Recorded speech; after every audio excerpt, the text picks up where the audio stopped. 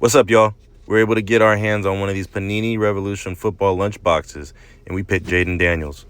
This box comes with 6 Revolution packs and 1 exclusive Revolution parallel card with the possibility of a CGC graded card. Now let's open it up and see what we got. As you can see, we did not get the CGC graded card, but we did get a paralleled Shedeur Sanders card. Let's see what the rest of these packs hold.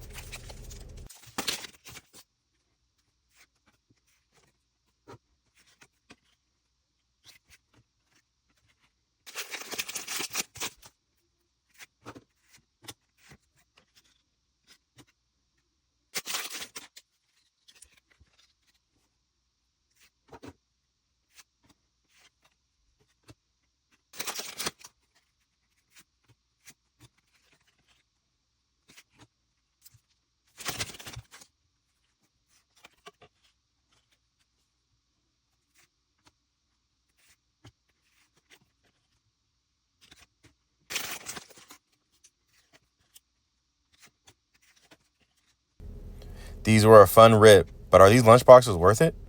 Let me know down in the comments below what your thoughts are.